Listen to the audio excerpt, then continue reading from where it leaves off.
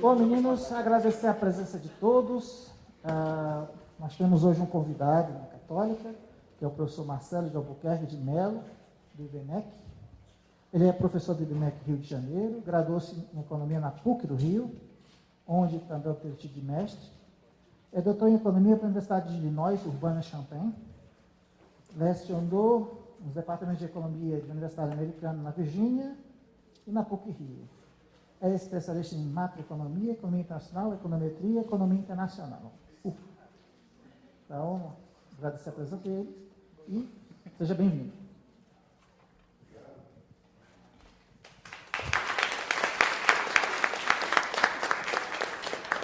Obrigado, é um prazer estar aqui.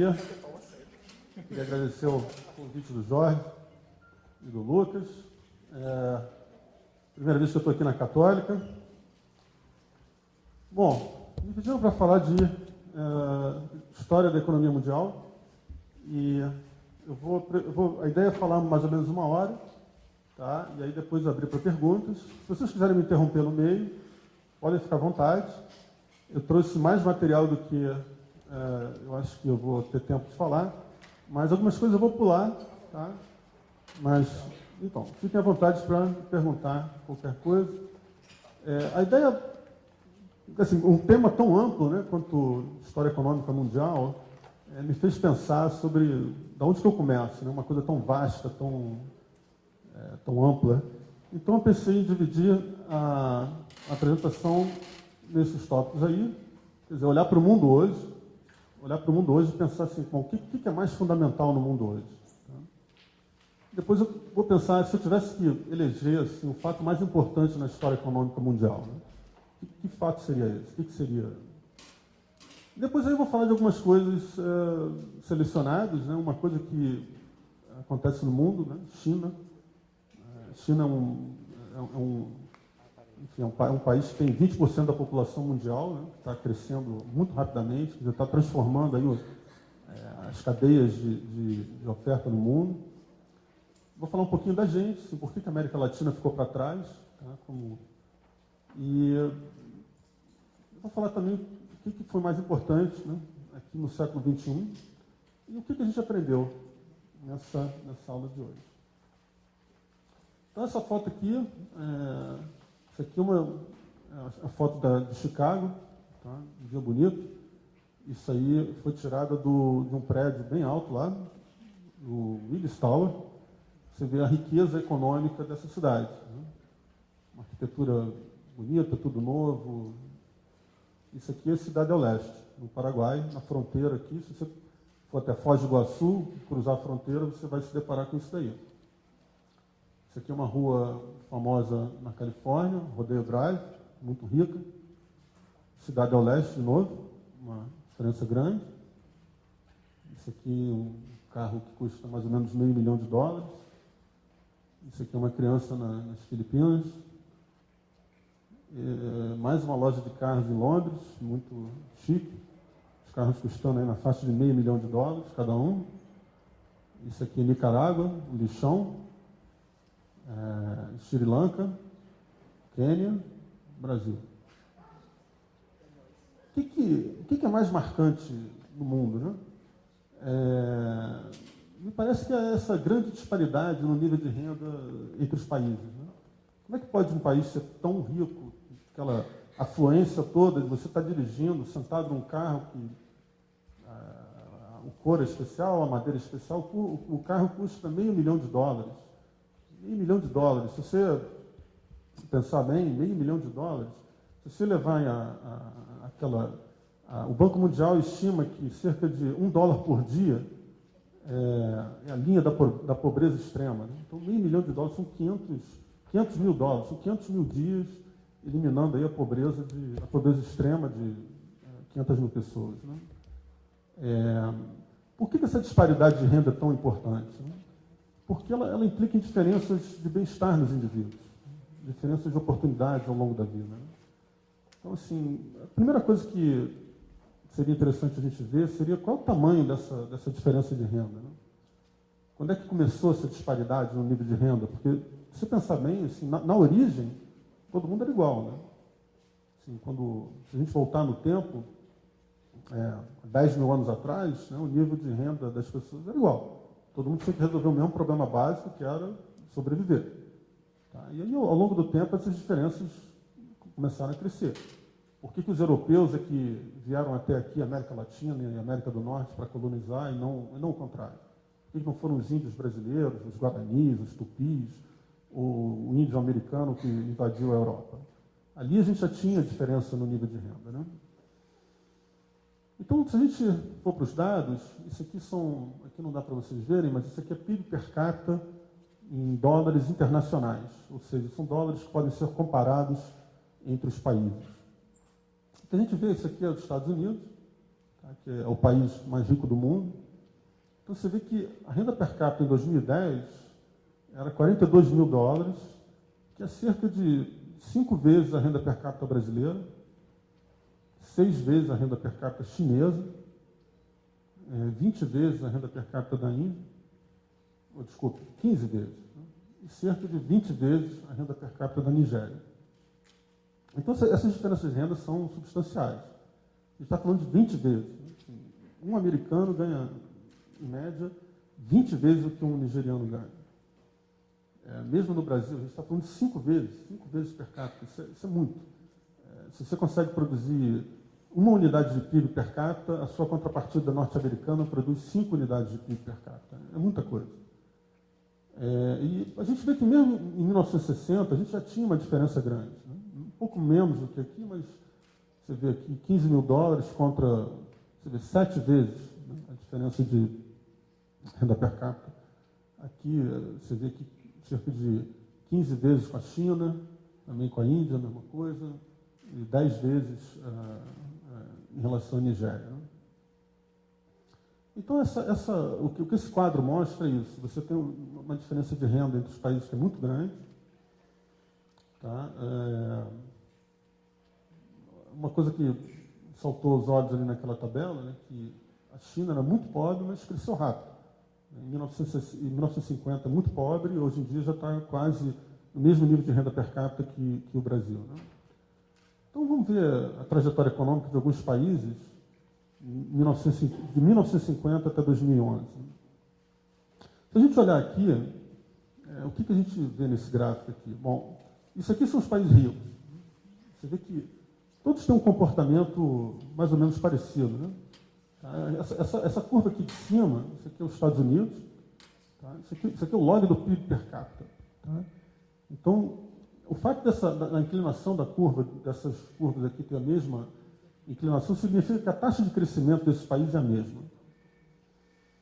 E você vê que os Estados Unidos é o líder, né? O país líder está na fronteira da riqueza no mundo. Aí. E todos esses outros países aqui são os europeus, né? Aqui tem Austrália, Canadá, Espanha, França, Reino Unido. Então, está todo mundo aqui no mesmo barco, vamos dizer assim. Né? Aqui são os outros países que de renda média. Então, aqui, esse caso aqui é a Nigéria. Tá? Aqui você vê que, ao longo do tempo, na verdade, piorou. Tá? Você tem aqui, o Brasil está aqui, esse de cinza aqui, um rendimento, enfim, a gente ainda está abaixo do Chile, Argentina. Mas o que esse gráfico aqui mostra para vocês é o seguinte, assim, você tinha uma disparidade no nível de renda aqui, tá? Se você olhar assim, essa disparidade aqui, e a disparidade entre desse grupo contra esse grupo, parece que aumentou, né?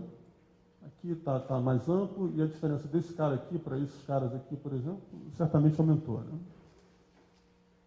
Então, vamos estender o período ainda mais, para ver se essa diferença no nível de renda ela vai mais para trás. E ela já existe aqui, mesmo em 1921. Quando a gente volta mais ainda no tempo, isso aqui já é por regiões. Tá? Isso aqui, por exemplo, em azul é a Europa Ocidental. Isso aqui em vermelho inclui Estados Unidos, Canadá, Nova Zelândia, Austrália, que são os países de língua inglesa. Você vê que aqui também é a dominância dos Estados Unidos. Quer dizer, o século XX foi um século americano. Né? Aqui são os países Rússia, Ucrânia, países da ex-União Soviética. Esse aqui é Caribe, a América Latina está aqui, esse aqui em vermelho, né? Não chega a ser nada animador. Temos aqui África e a Ásia melhorando rápido, né? Se você olhar a inclinação aqui, também isso aqui é o log do PIB per capita, né? Então a inclinação da taxa de crescimento. Então você vê que a Ásia aqui está melhorando bem rápido, né? Então, de novo, a gente observa aqui uma discrepância muito grande no nível de renda, né? Isso aqui é só os labels. Opa. Mas quando que começou essa diferença, né? Essa grande disparidade no nível de renda? Né? A gente tem dados de 1000, não, pode voltar no tempo mais ainda, vamos voltar até o ano 1000. E eu escolhi aqui 2008 porque era a fonte de dados que eu tinha. Tá? Então, quando a gente plota esse gráfico, o que a gente observa é isso. Né? Era mais ou menos aquela ideia. A gente vê que, na origem, todo mundo tem que ser igual, né? Não tem jeito. Então, aqui no ano 1000, todo mundo era mais ou menos igual. Isso aqui são vários países selecionados. E aí, durante muitos anos, o que a gente observa? Que praticamente nada aconteceu. Você vê aqui, por exemplo, no ano 1000, todo mundo junto. A gente vai aqui, ó, em 1500, mais ou menos. Uma diferença muito pequena. Muito pequena. Vai continuando aqui, também a diferença pequena, e a partir daqui, por volta de 1840, 1850, aí a gente começa a observar que realmente alguns países estão levantando voo, né? Aqui eles começam um crescimento acelerado, exponencial da renda, né? E você vê que alguns países vão, outros não vão, e outros vão mais tarde. Tá? Então, assim, a velocidade com que essa mudança ocorre, né, ela não é igual para todo mundo, mas assim, todo mundo que está aqui passou por isso. Em algum momento, todo mundo que está aqui passou por isso. Não são todos os países do mundo, mas a gente tem aí uma indicação de que alguma coisa aconteceu por volta aí de 1840, 1850. Então, se a gente olhar isso daqui, a gente pode até voltar para o ano 1, né? Você pode até voltar 1000 anos atrás, mas vai dar mais ou menos o mesmo. O que a gente estima, né? O que você estima é que, para você sustentar a vida, tá? Você tem que ter mais ou menos uma renda per capita por ano de 400, 500 dólares, que corresponde ao que o Banco Mundial, mais ou menos o que o Banco Mundial estima como sendo a linha da pobreza, né? Cerca de $1,50 por dia. Então, voltando aí mais no tempo, você vê aqui, de novo, são as regiões do mundo, você vê que, olha, no ano 1, todo mundo tinha mais ou menos o mesmo nível de renda. E olha que a gente está falando de algumas sociedades que criaram templos maravilhosos, pirâmides, monumentos que são incríveis. Tá? Isso aqui, ano 1, por exemplo, Roma, Grécia, Egito, são civilizações que fizeram enfim, templos magníficos, etc. Mas, em média, a vida era paupérrima. Você tinha ali uma elite rica que dominava uma massa de pessoas que trabalhava para subsistência. E era que as diferenças de renda entre os países eram praticamente nenhuma. Né? Passado 1000 anos, também absolutamente nada mudou. Mais 500 anos, você nota aqui uma diferençazinha na Europa Ocidental, mas aqui a gente está falando de Portugal, Espanha, que foram os grandes conquistadores. Né? Mas a mesma coisa, em termos o nível de renda per capita desse país não era muito maior do que em outros lugares do mundo. Mesmo se a gente adicionar aqui mais de 200 anos, 1700, a diferença de renda também nada demais. Aqui, uma diferençazinha pequena, 1820. É a partir daqui que começa realmente a grande diferença. E o que aconteceu ali? Olha aqui, de novo assim, agora eu estou colocando esse gráfico numa lupa, né? Então você vê de novo aqui que começa 1840, 1850.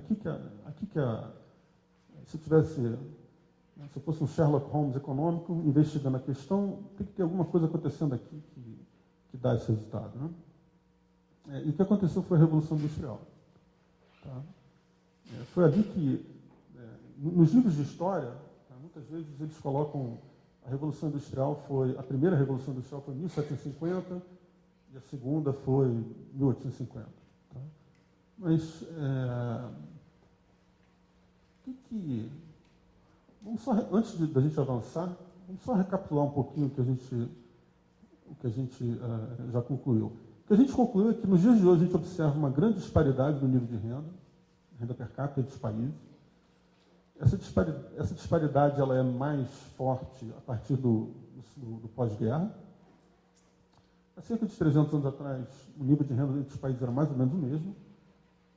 E com a Revolução Industrial é que esses níveis de renda entre os países eles começam a diferir consideravelmente. Tá? Não só crescer exponencialmente para alguns países individuais, mas entre os países as diferenças começam a ser enormes, porque, obviamente, alguns países estavam crescendo, enquanto que outros não. Agora, o que foi essa Revolução Industrial? Eu, pelo menos, quando lembro dos meus livros de história, eles falavam que a Revolução Industrial foi um período de grandes inovações tecnológicas. Tá? Mas, se você parar para pensar, eu mostrei dados para vocês, que até mais ou menos 1700, o nível de renda per capita era mais ou menos constante. Tá? Se o nível de renda per capita é mais ou menos constante, significa que o arrendamento e a população aumentam na mesma proporção, né? De forma que a renda per capita fique constante. E, além disso, a gente passou por grandes inovações tecnológicas até o ano de 1700. A gente já tinha navegação, bússola, a prensa já podia fazer livros, já tinha papel moeda, já tinha uma série de coisas. Tudo isso aí são grandes inovações tecnológicas. Né? Então, definir a Revolução Industrial como sendo simplesmente uma inovação tecnológica, me parece que é pouco. A gente precisa de mais alguma coisa para explicar por que em determinado momento, a partir de 1850, você houve uma explosão, um crescimento exponencial na renda per capita. Né? Na verdade, a diferença é que, além dessas inovações tecnológicas, que aumentaram enormemente o nível de renda, também aconteceu a chamada transição demográfica. Tá? Houve uma queda na taxa de fertilidade. Então, agora as coisas fazem mais sentido, porque se eu tenho PIB dividido pela população, bom, se o PIB está crescendo exponencialmente e há uma queda na taxa de fertilidade, agora eu consigo explicar por que a renda per capita está aumentando. Tá? A ideia toda é que a Revolução Industrial ela é um separador de águas no mundo, tá? Na história do mundo. Né? Quando se deu essa Revolução Industrial, o mundo sai de um modelo malthusiano de crescimento. Né? O modelo malthusiano era o seguinte, assim, toda inovação tecnológica que gerava um aumento de renda, esse aumento de renda, ele essencialmente sustentava a população corrente. Então, esse era o modelo malthusiano. E com a Revolução Industrial, você não só teve a inovação tecnológica, mas também essa queda na fertilidade.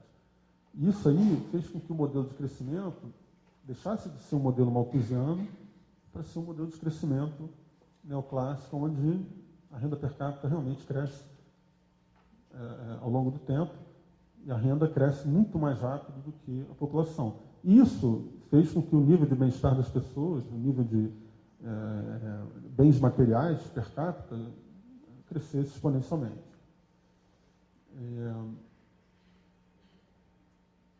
Então, essa que esse aqui que, se a gente pensar assim na história econômica do mundo, esse evento aqui que é o grande separador de águas, é isso que faz tentar entender o que aconteceu ali na Revolução Industrial. A gente consegue entender mais ou menos os dias de hoje e para onde a gente vai daqui, tá? Porque obviamente muitas pessoas, vocês às vezes veem certas previsões completamente caóticas, do tipo, alguém chega para você e fala assim, olha, mas a taxa de fertilidade num país pobre qualquer, sei lá, 5, 6 crianças por mulher em idade fértil. Obviamente, se você extrapolar esse número para frente, você vai concluir que os recursos naturais, água, terra, comida. É óbvio que isso vai acabar num tempo finito. Mas essa história que eu estou contando para vocês, ela sugere algo diferente. Né? Se você olhar, por exemplo, a taxa de fertilidade no norte da Itália, em vários lugares na Alemanha, em vários lugares na Europa, e olha, até no Rio de Janeiro, no eixo Rio-São Paulo, a taxa de fertilidade ela já está no mínimo que é para reposição, ou até às vezes inferior. Tá? Então, algo sugere que essa história toda que a gente está vendo no mundo agora é um período de transição. Se você olhar aqui, isso aqui são dados de PIB, tá? Então isso é produto, né? Produto total. Tá? Isso aqui também do ano 1 até 2000. Né? Você vê aqui que nesse período todo aqui, a taxa de crescimento do produto é muito pequena. Uma taxa de crescimento baixíssima. Olha aqui, ó. Aqui, ó. Negativo, próxima de zero, próxima de zero, próxima de zero. Quer dizer, né, durante muito tempo, você tem essa taxa de crescimento muito pequena, e só a partir daqui, esse número aqui, 1,84, é a taxa de crescimento média nos últimos 80 anos, né, de 1820 até 1900. Tá? Então, é aqui que acontece realmente a diferença. Aqui, você pega o mundo, ele começa aqui, né? E você vê também as diferentes velocidades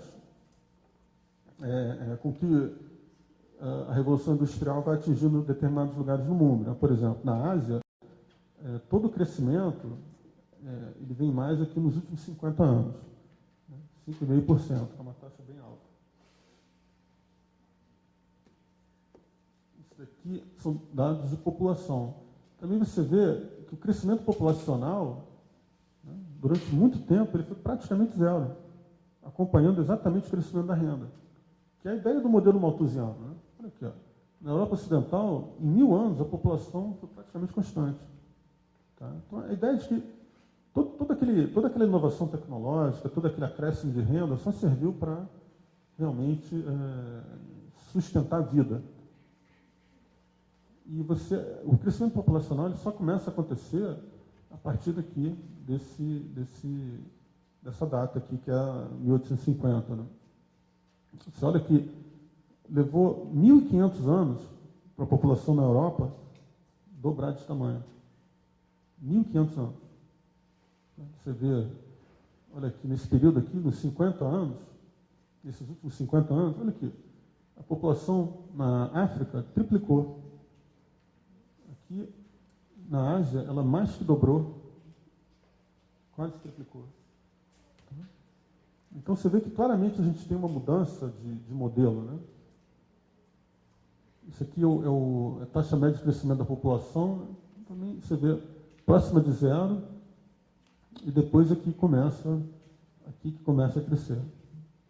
Mas ainda assim, ela estabiliza. Né? Você vê isso aqui na Europa Ocidental, você vê que a taxa de crescimento da população é relativamente pequena. É a ideia da transição demográfica. Tá? Se você pensar bem, esse pessoal que é rico, né, tem mais possibilidade de ter filhos e criar filhos do que quem é pobre, que a taxa de crescimento no resto do mundo. Mas, no entanto, eles escolhem não ter filho. Tá? Por que o sujeito no norte da Itália não quer ter filho, ou em algum lugar na Alemanha não quer ter filho? Tem que ter uma explicação para isso, mas essa é a ideia da transição demográfica. Então, essas tabelas todas, de novo, elas sugerem esse modelo malthusiano de crescimento, né? Em que toda essa melhoria no nível de renda é usada essencialmente para garantir a vida, a subsistência. Né? Esse processo de revolução industrial ele se iniciou na Europa Ocidental e foi, aos pouquinhos, se espalhando para o resto da Europa e depois para o resto do mundo, mas não em todos os lugares do mundo. Tá? Agora, a ideia é a seguinte: como é que... Eu estou falando de transição demográfica, mas o que é isso? Né? Como é que se deu isso? Por que a Revolução Industrial, como que ela afetou a taxa de fertilidade? Né? As pessoas, por que elas não querem ter filho, né? Bom, na verdade, o que aconteceu é que você aumentou enormemente o retorno do investimento em capital humano. Tá? Se você pensar numa sociedade tradicional, agrícola, ter filho é mão de obra. Tá? Você tem filho e você bota ele para trabalhar na lavoura. Você não precisa educar ele, você não precisa levar ele para a faculdade, você não precisa pagar o curso de inglês, você não precisa fazer nada. Basta ele nascer com vida que ele vai ser mão de obra para você. Na cidade ninguém faz isso. Por quê? Porque é um trade-off entre quantidade e qualidade. Você pega, por exemplo, na cidade, o custo de você criar uma criança hoje em dia é enorme. Você quer investir nessa criança para que ela tenha qualificação, ela seja mão de obra qualificada para vender isso no mercado de trabalho. É isso. Vocês, quando vão para a escola, vocês estão querendo algo de retorno. O curso de graduação, o objetivo do curso de graduação é o quê? É qualificar vocês para vocês venderem essa qualificação no mercado de trabalho. Então, tem que ter uma taxa de retorno envolvida. É mais ou menos isso que aconteceu. Tá? Então, obviamente, ao invés de ter 10 filhos, as pessoas preferem ter 2, investir fortemente nisso, pensando aí numa taxa de retorno. Então, bom, essa aqui é a história que eu estava falando das sociedades agrícolas. Né? E é isso que a gente observa. Né? Você vai em determinados lugares, a taxa de fertilidade já está abaixo de 2, que é mais ou menos a taxa de reposição. Bom, outro ponto que eu gostaria de falar é o que tem de especial na China, né? Bom, o que tem de especial na China é o tamanho dela. Tá? Isso, é 20% da população mundial, é uma economia que pode ter uma escala. Assim, a China recentemente virou a indústria manufatureira do mundo. A China, com a mão de obra a 50 centavos a hora, se tornou assim, imbatível na produção de bens, esses bens manufatureiros. Tá? E o que vai acontecer com a China? O que acontece com a China, de fato, afeta o mundo atualmente. Assim, afeta diretamente o Brasil. A China agora é um grande parceiro brasileiro. No período recente, aí, no século XXI, foi a grande responsável pela nossa melhora na conta corrente, nas contas externas. Mas o que aconteceu com a China? Bom, a China, na verdade, entre 1000 e 1500, era um país bastante desenvolvido. Né? Tinham grandes navegadores, várias inovações tecnológicas que foram inventadas na China eram desconhecidas na Europa. Tá? Pólvora, prensa, papel, bússola. Isso aí apareceu na China muito antes de aparecer na Europa.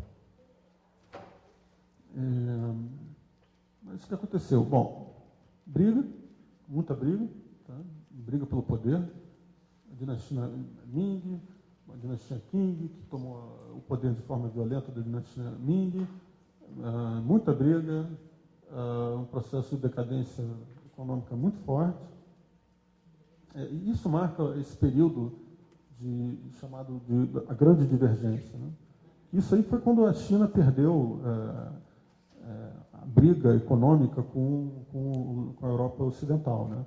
A Revolução Industrial não chegou lá, basicamente porque a China se trancou, ela se fechou completamente, não fazia comércio internacional com a Europa Ocidental.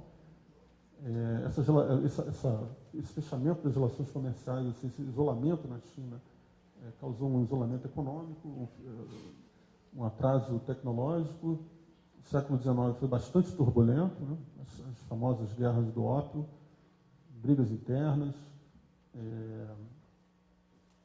E, além disso, mais instabilidade política no século XX e, logo no pós-guerra, no pós-segunda guerra, finalmente a República Popular da China foi fundada pelo Mao Zedong, que era o líder do Partido Comunista, e com ideias completamente equivocadas, né? Ideias comunistas, ele coletivizou a indústria e a agricultura, e isso aí foi uma catástrofe de proporções enormes, porque ele nessa ânsia de implementar uma economia comunista na China,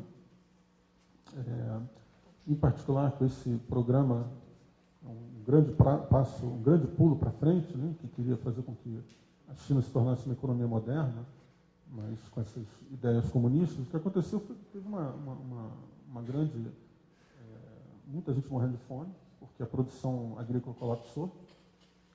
E isso tudo continuou, essa confusão toda continuou até 1978, quando finalmente entrou o Deng Xiaoping, que começou com reformas econômicas mais pragmáticas.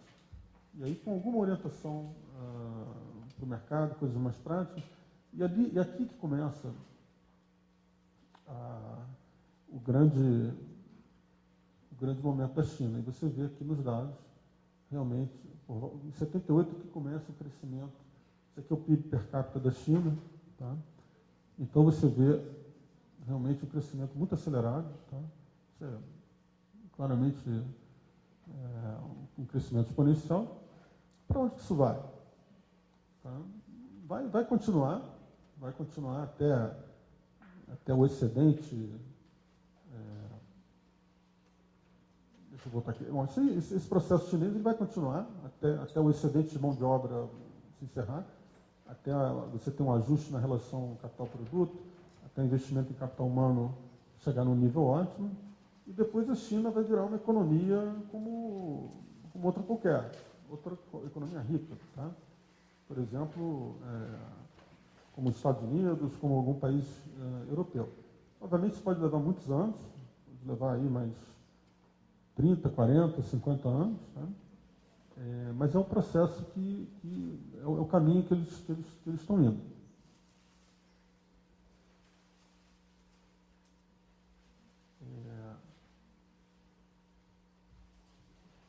Quanto tempo eu tenho? Eu tenho mais meia hora, tá bom, meia hora. Tá. Deixa eu falar um pouquinho sobre a América Latina. Uma coisa que é interessante sobre a América Latina, a história que eu estou falando para vocês é que, assim, eu já falei implicitamente que o destino do mundo é todo mundo melhorar de vida. Todo mundo vai, assim, os países vão ficar ricos. Tá? Por que a América Latina não tem isso? Por que a gente não observa isso? Isso aqui, tudo bem, é claro que é muito enganoso você chegar e falar assim, olha, a China está crescendo a 8% ao ano, o Brasil está crescendo. Bom, o Brasil agora não está crescendo, mas eles estão em diferentes estágios de desenvolvimento. Mas o ponto é que a China agora já está chegando lá. Assim, em termos de renda per capita, já não está tão diferente do Brasil, a ponto da gente chegar e falar assim, olha, estão em estágios diferentes.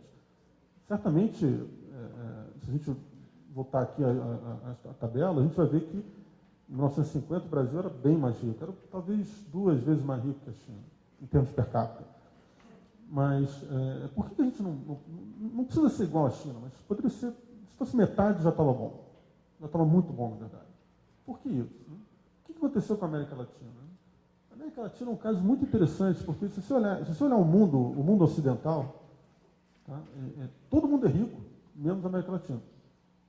Tá? A Europa Ocidental é muito rica, a América do Norte não se fala. Tá? Aí tem a América Latina que por algum motivo não deu certo. Então, o que aconteceu? Se a gente olhar para os dados, a América Latina aqui, para mim, é isso daqui. Tá? Argentina, Bolívia, Brasil, Chile, vou incluir o México. Tá? Então, olhando para os dados, a gente vê o seguinte, teve um crescimento, a taxa de crescimento média isso aqui é a taxa de crescimento médio do PIB per capita. Tá? A gente vê que em 1950 os países eram mais ou menos pobres. E eles cresceram, mas não cresceram nada tão diferente de um país como os Estados Unidos, por exemplo. Só que a gente tem que levar em conta o seguinte, os Estados Unidos ele já era rico em 1950. Então, assim, a ideia é que o país rico deveria crescer uma taxa menor, né? Porque ele já é rico. E o crescimento de um país rico, o país rico ele cresce empurrando a fronteira da inovação, da tecnologia. Né? Então, esse crescimento é mais lento. Você está inventando Google, Apple, você está inventando as coisas. Você não está copiando as coisas. É muito diferente de você, quando você está num estágio como a China, por exemplo. A China não precisa inventar muita coisa, basta copiar quem fez certo. Tá? O mesmo vale para o Brasil, na verdade. Bom, a gente vê que o crescimento da América Latina não foi nada muito diferente do que foi os Estados Unidos. E isso já é um certo... já desaponta. Se você olhar aqui, isso aqui é o PIB per capita relativo aos Estados Unidos, tá? Em termos relativos. Isso aqui significa o seguinte: em 1950, um trabalhador norte-americano ele era 10 vezes mais produtivo que um trabalhador brasileiro. Tá? Hoje ele é 5 vezes mais produtivo, mais rico. Tá? Então, se você olhar assim, em termos de fechar esse ato entre o Brasil e os Estados Unidos, por exemplo, esse fechamento está muito lento. A gente levou 60 anos para andar 10 pontos percentuais. Né? Muito pouco mesmo. Na mesma época, a gente vai ver aqui nessa tabela, aqui, ó, outros países, como Coreia do Sul, por exemplo. A Coreia do Sul tinha metade da renda per capita do Brasil. Hoje, olha aqui, ó, tem uma renda per capita que é cerca de 2 vezes a nossa renda per capita. Tá? Esses outros países aqui, eles são mais ou menos parecidos com a América Latina, né? Por exemplo, Portugal e Espanha. São nossos irmãos, né? Falam uma língua parecida, mesma coisa com a Itália, e exibiram taxas de crescimento médio muito melhores, né? Muito mais altas. Né? China aqui, uma taxa de crescimento também alta. Índia nem tanto. Mas esses outros países aqui, tudo bem, você pode falar assim, não, a Irlanda é pequena, a Irlanda tem 4 milhões de habitantes, é um país pequeno. Coreia do Sul nem tanto. Hong Kong, Singapura, são cidades-estados, né? Então também é diferente, mas de qualquer forma, são taxas de crescimento que são de dar inveja. Né? E o que isso aqui mostra aqui, olha o que aconteceu com a Coreia do Sul, por exemplo. Em 1950, ela tinha 7%, o nível de renda per capita na Coreia do Sul era 7% do nível de renda dos Estados Unidos. 60 anos depois, já é 64%, 2/3. Quer dizer, já é um país rico. A Coreia do Sul, hoje, ela produz produtos de alta qualidade, né? Samsung, carros de alta qualidade, fez um alto investimento em capital humano.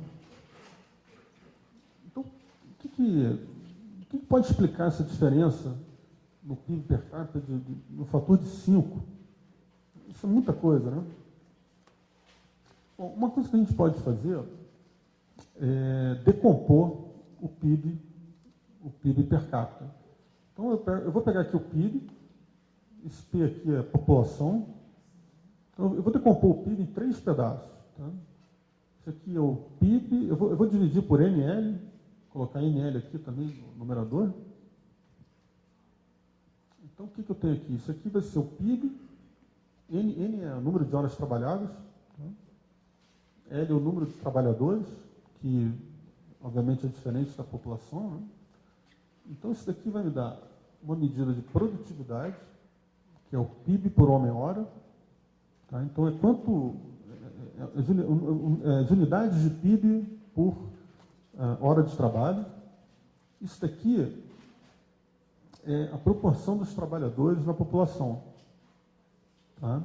Então, assim, se você tiver uma sociedade onde todo mundo se aposenta com 30 anos, isso aqui vai ser uma razão pequenininha. Tá? E N é o número de horas trabalhadas. Tá? Eu vou decompor isso e ver de onde está vindo essa diferença de um fator de 5. Né? Por que os caras são 5 vezes mais ricos que a gente? Né? Então, eu vou olhar para essa razão aqui. Né? Isso aqui vai ser o PIB, né, do Brasil ou de algum outro país qualquer. Isso aqui, o PIB per capita dos Estados Unidos. E ver de onde está vindo essa diferença. Então, olha só. Quando eu olho para horas trabalhadas, que eu observo? Que essa razão aqui está acima de 1.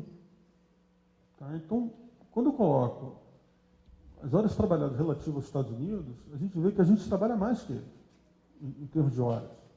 O trabalhador brasileiro trabalha mais. Faz sentido, porque, se você pensar bem, o lazer é um bem. O lazer está na função de utilidade da gente. Então, quem é mais rico, compra mais lazer. Tá? Então, faz sentido isso. E quem é pobre tem que trabalhar mais. Para render mais, porque é menos produtivo, então tem que trabalhar mais horas. Então, isso daqui sugere que, se a gente trabalha mais que eles, essa diferença do fator de 5 não pode estar vindo daqui. Tem que estar vindo de algum outro lugar, porque a gente trabalha mais que eles. Vamos, então, riscar da nossa equação essas horas trabalhadas. Vamos olhar para diferenças aqui no PIB por trabalhador e nessa razão de emprego aqui. Tá? Quando eu computo a razão de emprego, o que eu vejo? Eu vejo que, de fato, se você olhar aqui, olha, essa movimentação toda, né? toda essa evolução aqui, no Brasil, nesses outros países aqui, Argentina, Colômbia, México, Peru, você olha esse período aqui, o que esse gráfico me diz? Ele me diz que é mais ou menos constante e aqui está subindo. Ou seja, a força de trabalho ela está aumentando nesses países.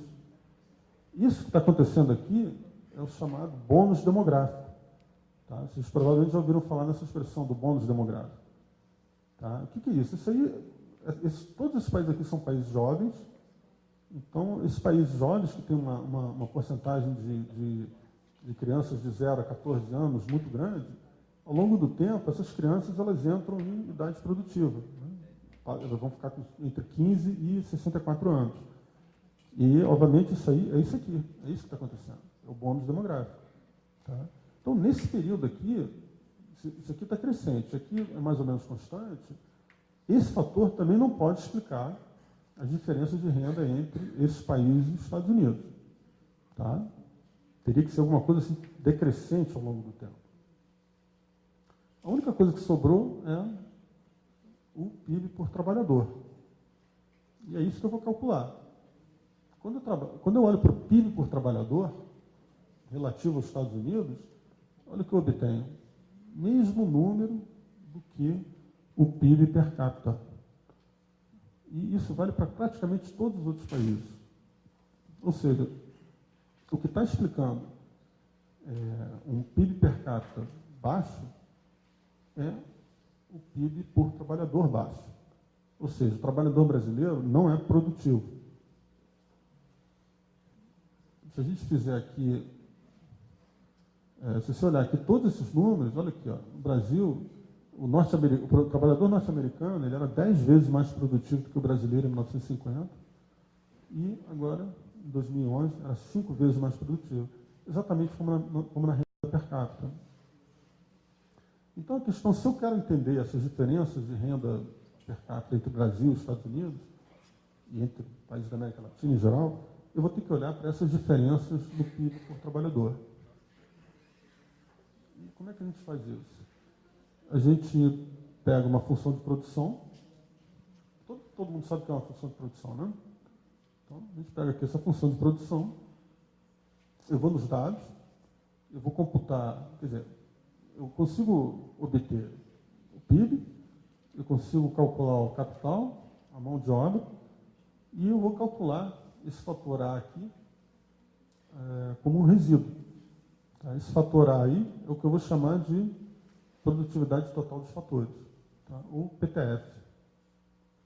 Tá? Quando eu faço isso aqui é só uma conta para descobrir o A, tá? Isso aqui a gente não precisa falar disso, eu posso passar, mas essencialmente, deixa eu só colocar aqui, me perdi aqui. Não, aqui. Essencialmente, as diferenças no PIB por trabalhador, elas vão depender das diferenças nessa razão aqui, que é essa relação capital-produto, é uma medida da quantidade de insumos que eu tenho, quantidade de capital que eu tenho. Por exemplo, máquinas e equipamentos, infraestrutura de um país, tudo isso aqui vai entrar aqui. E aqui são diferenças nesse fator de produtividade, essa produtividade total dos fatores. Quando a gente calcula a relação capital-produto, o que a gente observa é que, em média, nos países da América Latina, ela não é muito diferente da produtividade, da relação capital-produto nos Estados Unidos. Os números são muito parecidos. Então, se tem diferença de produto por trabalhador, só pode ser devido à PTF. Tá? Aí eu calculo a PTF e realmente... Eu calculo a PTF e... bom, antes de eu mostrar para vocês a estimativa da PTF, deixa eu só tentar entender o que é essa PTF. Né? Essa PTF ela é tida como o nível da tecnologia. Tá? Então, é mais ou menos o seguinte. Você imagina o Brasil, a gente coloca num lado capital, trabalho, do outro lado a gente tira unidades de PIB. Tá? Essa PTF aqui, ela está falando o seguinte, que quando você faz a mesma coisa nos Estados Unidos, você bota a mesma quantidade de capital, a mesma quantidade de trabalho, você tira 5 unidades de PIB. É isso que ela está falando. Então, o que caracteriza uma economia com uma PTF alta? Bom, ambiente de negócio eficiente, favorável a negócios, estrutura de mercado competitivo, né, ao contrário de uma estrutura oligopolizada, com muitos monopólios, um governo eficiente, com uma carga tributária baixa, uma legislação trabalhista eficiente, barreiras tarifárias baixas, abertura comercial, e privatização, quebra de monopólios, etc, etc. Tá? Todos os países do mundo que têm PTF alta, onde os trabalhadores são muito produtivos, têm essas características. Vamos analisar, então, a PTF desses países, né? Brasil, Bolívia, Chile, México, Venezuela. E você vê que todos esses países aqui têm uma característica. Né? A PTF é decrescente ao longo do tempo. Tá? Então, se você fizer um estudo mais, se a gente tivesse um pouco mais de tempo aqui, é muito interessante você olhar, por exemplo, o caso da Venezuela. Na Venezuela você tem uma indústria...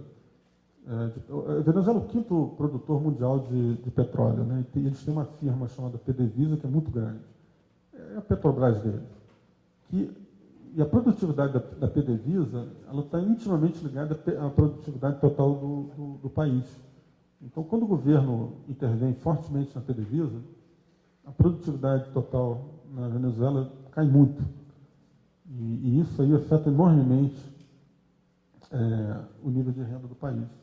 Então, você olha aqui, olha o que aconteceu. A partir da década de 70, a PTF na América Latina, ela caiu muito. Tá? Você tem aqui, só no Chile, que ela é mais ou menos constante.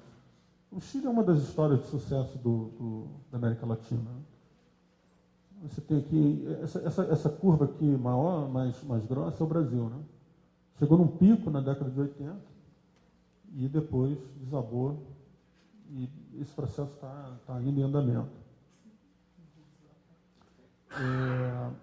Então, só para recapitular aqui, a gente mostrou que o desempenho econômico da América Latina é medíocre. Tá? A gente mostrou que a queda no PIB per capita se deve à queda na produtividade do trabalhador e que essa queda na produtividade do trabalhador se deve à queda na PTF.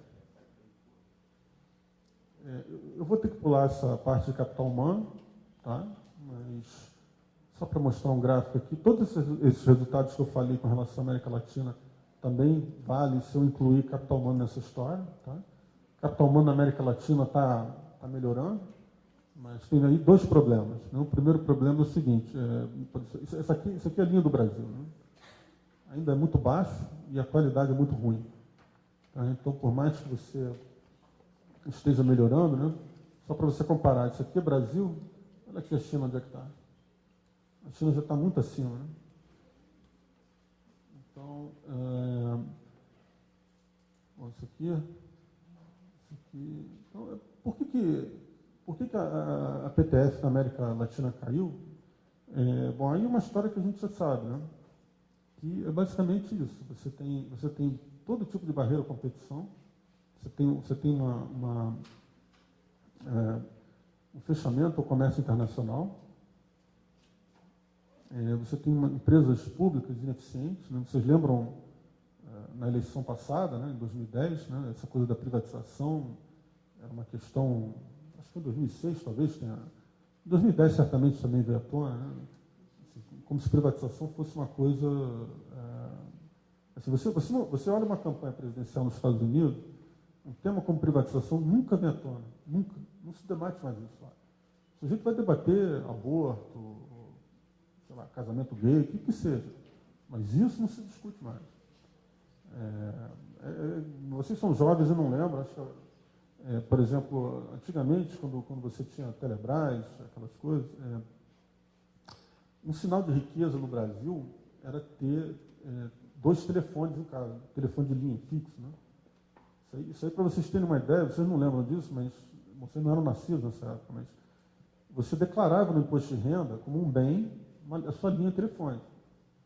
E eu me lembro nitidamente disso quando era criança, quando alguém chegava, perguntava o telefone, qual é o seu telefone? Eu falei, então, tem esse telefone e esse aqui. Aí o sujeito falou, nossa, ele tem 2 linhas de telefone, ele é muito rico. É isso. Vocês também, se vocês voltar no tempo, todo mundo aqui, imagino que talvez a maioria tenha cartão de crédito. Esse cartão de crédito que vocês carregam, ele provavelmente vale em qualquer lugar no mundo. Antigamente não era assim. Antigamente o brasileiro, o brasileiro não viajava antigamente, mas quando ele viajava, o cartão de crédito estava escrito assim, valid only in Brazil. Então, assim, você tinha que viajar com dinheiro na mão, né? Isso é regulação, é falta de competição. Então, como é que, se tivesse que ter uma agenda do crescimento, porque, olha só, a gente falou que a Revolução Industrial ela vai se espalhar pelo mundo, ela ainda está se espalhando.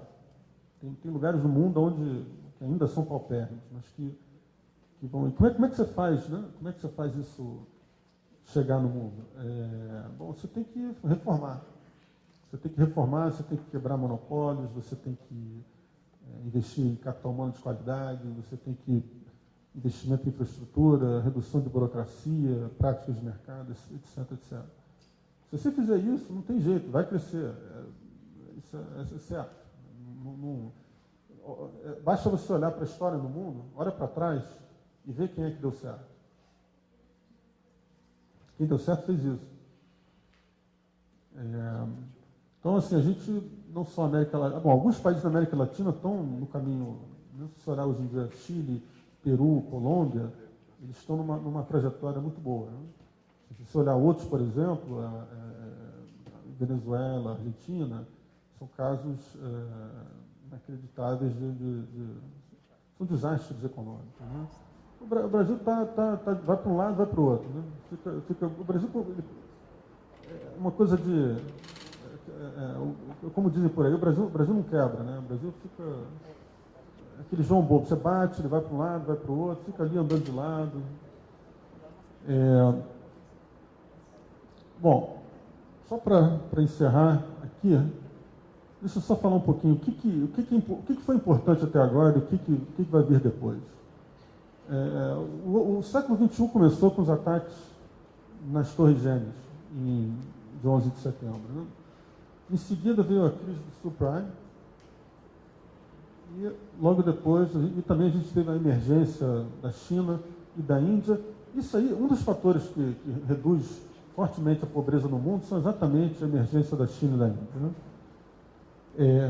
E desses 3 eventos, eu acho que os 2 mais importantes, pelo menos do ponto de vista econômico, né, claramente são a crise do subprime e a emergência da China. Né? Essa crise do subprime, ela é uma crise de proporções históricas, então, ela só pode ser comparada com a crise da Grande Depressão, né, que foi 80 anos atrás. Isso aqui mudou bastante a política econômica no mundo, né? Toda vez que você tem uma crise de magnitude global como essa, né, você muda radicalmente a política econômica, a sua visão de mundo, né? Então, se você olhar como é que a crise mudou a visão de mundo, ela acabou resultando numa maior intervenção do governo na economia, até no berço do capitalismo, que é os Estados Unidos. Tá? Então, de fato, assim, os Estados Unidos ele tá num processo lento de europenização. O governo está cada vez mais regulando mais a atividade econômica, criando uma rede de benefícios mais confortável, o desemprego está cada vez mais resistente. Isso aí, o que vai acontecer com isso é que a economia americana vai perder dinamismo. O dinamismo econômico vai... É claro que essas coisas, assim, isso é a foto. Assim, é óbvio que isso pode mudar. E na economia americana, ela é caracterizada por esse dinamismo. Né? Isso aí está no sangue do americano. Qualquer pessoa que visita os Estados Unidos e depois vai visitar a Europa, a diferença em termos de dinamismo econômico é gritante. Então, mas no momento, a economia americana está flertando com essas políticas econômicas à la Europa. China, o que vai acontecer? Vai continuar crescendo até o momento que esse superávit de mão de obra vai acabar, ou algum problema ambiental vai ficar realmente insuperável, e aí ela vai, eventualmente, cada vez mais se transformar num país como os Estados Unidos, por exemplo. E aí vai ter que crescer a taxas 2%, 3%, como os Estados Unidos crescem. Vai ter que crescer expandindo a fronteira tecnológica, investindo em pesquisa, em desenvolvimento, investindo em capital humano, inventando novos produtos, novas tecnologias. E, mais no que a gente discutiu, a mensagem final é a seguinte: uma coisa que foi muito alardeada aí, né, nessa campanha, negócio de redução de pobreza, isso está acontecendo no mundo inteiro. A redução de pobreza é uma coisa que está acontecendo no mundo inteiro. Isso aí, assim, ainda são as vibrações aí da onda da Revolução Industrial. Isso vai chegar, vai pegar a Ásia, vai pegar a África, em velocidades diferentes, em tempos diferentes, mas vão pegar as pessoas. Né? Essa crise do subprime, também, que foi outro evento grande, ela causou uma maior intervenção do governo na economia. Isso é muito verdade na Europa, nos Estados Unidos, certamente é verdade no Brasil. E a gente já está vivendo aí as consequências dessa intervenção do governo. Tá? De novo, essa história toda que a gente contou de crescimento aqui, você olha para trás, o que o governo fez para essas economias crescerem? Não muito. Eles simplesmente deixaram a atividade econômica fazer o seu trabalho. Eles proveram o quê? Bens públicos. Regras do jogo que são estáveis, segurança nacional, sistema de crédito, sistema judiciário, esse tipo de coisa. Regular a atividade econômica certamente não foi uma boa ideia. E chegamos ao final, então. Obrigado.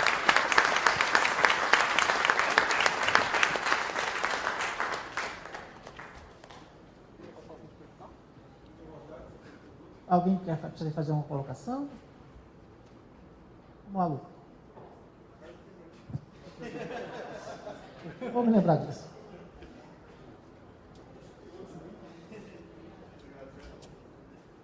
Bom, eu queria fazer uma pergunta sobre assim, você falou sobre a ascensão da China, né? E sobre essa crise do subprime americano. Foram dois eventos que marcaram. E muita gente atribui esse boom da China justamente à forte intervenção do Estado chinês na economia. E muita gente atribui a crise americana, a crise do subprime, à falta de regulação do governo americano, entendeu? Falam que é uma crise do capitalismo. Então, assim, como é que você vê esses dois argumentos? Excelente pergunta. Olha só, no caso da China, é fato que, realmente, a China existe uma evidência de que, se você tiver um planejador central, tá, esse planejador central, a taxa de crescimento das economias, ela acaba sendo mais acelerada. De fato, existe uma relação negativa entre taxa de crescimento e democracia. O que acontece é o seguinte: o sistema político autoritário, que é exclusivo, tá, o sistema político, para ser estável, ele tem que ser inclusivo. Tá? Então, assim, um dos problemas da China, se você comparar China e Índia, a Índia cresce a metade do que a China cresce. Só que a Índia é uma democracia. Não é uma democracia perfeita, mas ela tem ali instituições mais democráticas do que a China. Então, assim, esse sistema político da China vai ter que mudar. Isso aí não tem jeito, tá? Assim, isso é uma coisa instável. Agora, para efeitos de crescimento, eles podem crescer durante muito tempo, assim. A União Soviética, que era um sistema também de planejador central, um sistema totalitário, ela cresceu rápido durante muito tempo até colapsar. Ela colapsou em 1900. Tá? De fato, houve uma falta de regulação a partir do momento que o governo americano não começou a regular o tipo de hipoteca. Mas veja bem, esse tipo de hipoteca não foi regulado em parte porque havia um interesse implícito do governo americano em prover casas para todo mundo, para que eles pudessem fazer parte do American Dream. Mas isso é um viés político muito perigoso. Tá? Se você olhar, por exemplo, no centro da economia americana, a economia americana é riquíssima, mas tem bolsões de pobreza. Tá? Então, o que acontece? Esses bolsões de pobreza, eles estão muito associados à educação. Assim, as pessoas pobres lá, elas não têm educação. E um adulto, você olha a taxa de retorno no investimento em capital humano, numa criança a taxa de retorno é altíssima, num jovem é alta, num adulto é baixíssima. Então, se você pega um sujeito com 30, 40 anos de idade, que não tem educação formal, que não tem capital humano, a taxa de retorno do investimento em capital humano desse sujeito é muito baixa, não vale a pena. Você até poderia fazer isso por uma questão humanitária, mas como é que você resolve esse problema? Assim, o sujeito é pobre, não tem capital humano, o que eu vou fazer por ele? Eu vou dar crédito para ele. Essa é a cabeça do político. Eu vou dar crédito. Por quê? Porque pelo menos durante o meu mandato, esse cara vai participar do American Dream. Ele vai participar. Por quê? Porque ele vai comprar um carro, ele vai comprar uma casa. Então, assim, havia esse estímulo por parte do governo de realmente prover crédito para quem não tem crédito. Até o nome subprime é uma coisa que não é. O que é subprime? Subprime. Antes, o crédito era dado para quem era prime, para quem era o sujeito que podia tomar crédito. Agora, a partir do momento que você está, de forma consciente, dando crédito para pessoas que não podem tomar crédito, é óbvio que vai ter uma crise. Não tenha dúvida, isso aí é crise. Então, assim, a crise do subprime, eu vejo assim, tentáculos do governo em todos os lugares. Tá? E assim, o setor privado se aproveitou. Agora, se aproveitou por quê? Fannie Mae e Freddie Mac deixaram espaço para eles. Em 2002, quando você teve os escândalos de contabilidade na Fannie Mae e Freddie Mac, o setor privado, o pessoal de Wall Street falou assim, peraí, eu também quero. Olha o que vocês estão fazendo aí. Vocês estão fazendo errado? A gente vai fazer certo, pelo menos, entre aspas. Deu no que deu. Mas que foi uma falência. Olha para a história, para essa história que a gente contou aí de 200, 300 anos. Quem é que deu certo? Quem regulou? Quem interviu fortemente na atividade econômica? Não. Foi quem deixou a atividade econômica ter espaço para... veja bem, o governo sempre tem o seu papel. E na crise do subprime, o governo americano falhou. Mas essa coisa de regular... esse modelo chinês, por exemplo, não tem como... O modelo político não tem como durar.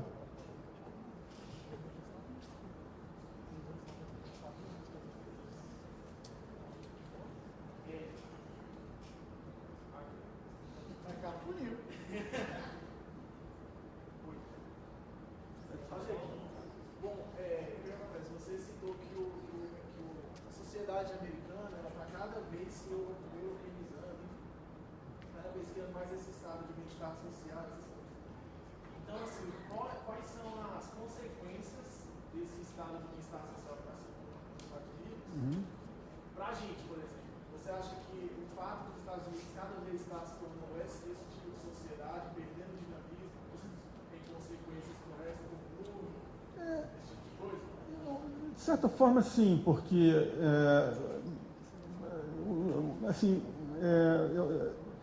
é bom você ter bons exemplos, entendeu? Então, assim, se os Estados Unidos continuassem com aquele aquele dinamismo de mercado, aquela coisa toda,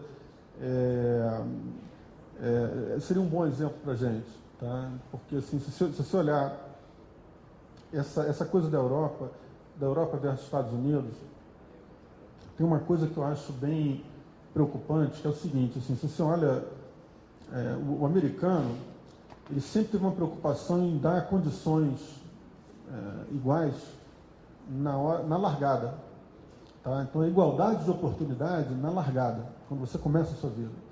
E o europeu, ele tem uma mente que é mais assim, olha, tem que ser uma igualdade no fim da corrida, entendeu? Então, isso é muito preocupante, porque você quando pensa nessa coisa de todo mundo tem que ser igual no final da corrida, a gente está falando de redistribuir a riqueza na economia, tá?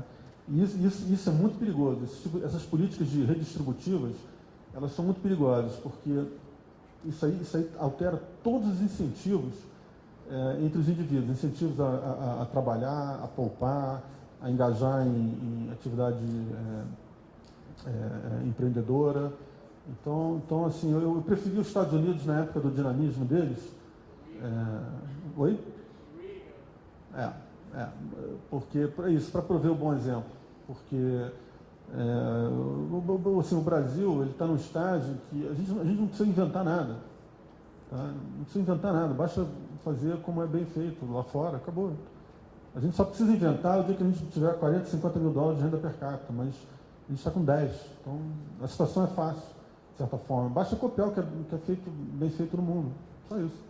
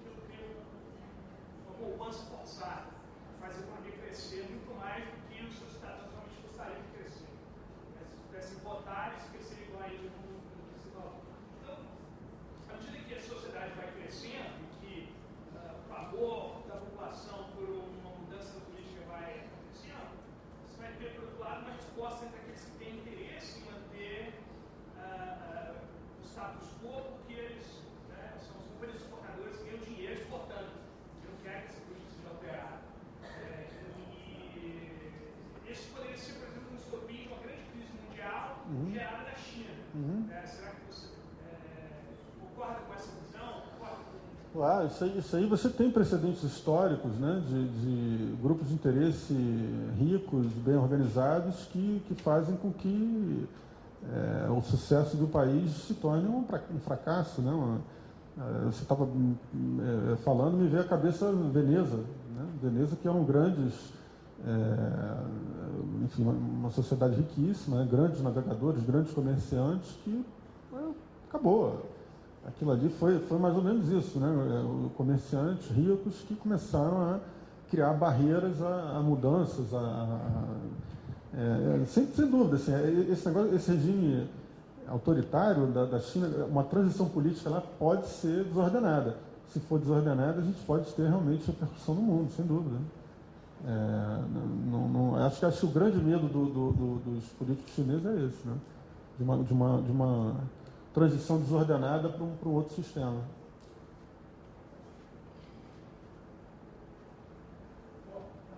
Gostaria de agradecer a sua presença. Tá muito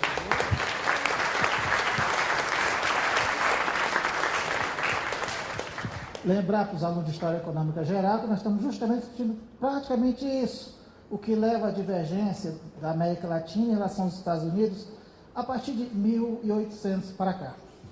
Bom, alguns avisos básicos. Primeiro, professor Celso Villanova, levante a mão. professor Celso está com a lista de presença para os alunos que não têm aula hoje ou pertencem a outro curso. Então, porque no segundo horário, os professores vão dar uma cópia da lista de presença para que possa, posterior, contar com as horas extracurriculares. Então, agradecer a todos e muito obrigado.